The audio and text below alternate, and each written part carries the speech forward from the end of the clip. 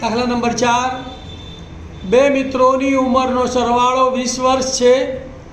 4 વર્ષ પહેલાં તેમની ઉંમર દર્શાવતી સંખ્યાનો ગુણાકાર વર્ષમાં 48 હતો. શું આ પરિસ્થિતિ શક્ય છે? જો હોય તો તેમની અત્યારની ઉંમર શોધો.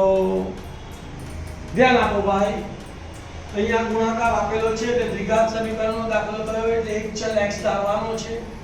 પહેલી શરત આપણને શું કીધી બોલો કે બે મિત્રોની ઉંમરનો સરવાળો કેટલા વર્ષ છે? 20 વર્ષ. તો પહેલા પ્રથમ મિત્રની ઉંમર ધારી લઈએ x વર્ષ. તો બીજા મિત્રની ઉંમર કેટલી થાય? સરવાળો -x એટલે 20 - x વર્ષ થાય. પછીની શરત આપી છે કે 4 વર્ષ પહેલા. તો બંનેમાંથી 4 વર્ષ શું કરવા પડે? બાદ કરવા પડે. પછી આપી હોય તો ઉમેરવા પડે. પછી આપી હોય તો ઉમેરવા પડે. 4 વર્ષ પહેલા તો એક મિત્રની ઉંમર કેટલી હતી? x. x માંથી 4 બાદ કરો તો x - 4. બંને વિજાતીય પદો છે એટલે એનું એ જ રહે. x - 4 લખવાના. 4x છે -4x એવું કઈ લખવાનું નહીં. બીજા મિત્રની ઉંમર, તો બીજા મિત્રની ઉંમર કેટલી હતી? 20 - x. 20 - x માં 4 બાદ કર્યા તો આ બે સંખ્યાઓ છે. આ પ્લસ છે, આ માઈનસ છે એટલે બાદબાકી થાય. 20 માંથી 4 જાય તો 16. મોટી સંખ્યા પ્લસ એટલે 16 - x. હવે શરત આપી 4 વર્ષ પહેલાની ઉંમરનો ગુણાકાર કેટલો છે? 48. એટલે કે x - 4 અને 16 - x નો ગુણાકાર કેટલો થાય? 48. તો માટે સમીકરણ શું બન્યું બોલો? x - 4 ગુણ્યા 16 - x બરાબર 48. સમીકરણનું સાદુરૂપ આપીએ તો x ગુણ્યા બીજો કૌંસ -4 ગુણ્યા બીજો કૌંસ બરાબર 48. એટલે કે x ગુણ્યા 16 - x પછી -4 ગુણ્યા 16 - x બરાબર 48. સાદુરૂપ આપતા આપણને આવડે છે x નો ગુણાકાર 16 અને x સાથે કરવાનો, -4 નો ગુણાકાર 16 અને -x સાથે કરવાનો.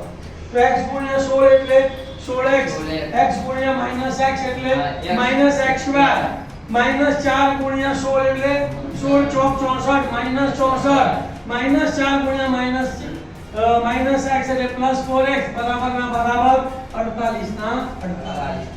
પહેલા x² વાળું પદ લખીએ, પછી x અને પછી સંખ્યા. તો -x², x વાળા 16x છે અને +4x છે તો 16 ને 4 +20x પછી સંખ્યા -64 વત્તા 48 આ બાજુ આવે તો -48 બરાબર 0. પછી આ બે પદો સજાતીય પદો છે તેના સરવાળા બાદબાકી કરવા પડે. તો -x² ના -x² +20x ના +20x બે ઋણ સંખ્યાનો સરવાળો થાય એટલે નિશાની ઋણ. તો 8 ને 4 12 નો બગડો વધી પડી 1, 6 ને 1 7, 7 ને 4 11 તો -112 બરાબર 0. પહેલું પદ હંમેશા કેવું જોઈએ? પ્લસ. તો બધી નિશાનીઓ બદલી કાઢીશું. તો -x² ના બદલે +x², +20x ને બદલે -20x, -112 ને બદલે +112 બરાબર 0.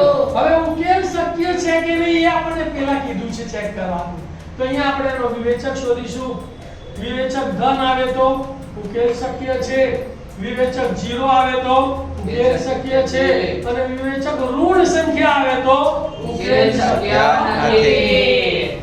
તો સમીકરણને આપણે x² + bx + c = 0 સાથે સરખાવીએ. અહીંયા કંઈ નથી આપ્યું એટલે a બરાબર 1, b બરાબર અહીંયા -20 અને c બરાબર 112. વિવેચકનું સૂત્ર લખીએ તો વિવેચક પર b² - 4ac, b² - 4ac બરાબર શું થશે બોલો? b ની જગ્યાએ -20 નો વર્ગ ઓછાના ઓછા 4 ના 4 એની જગ્યાએ ગુણ્યા 1 અને c ની જગ્યાએ ગુણ્યા 112.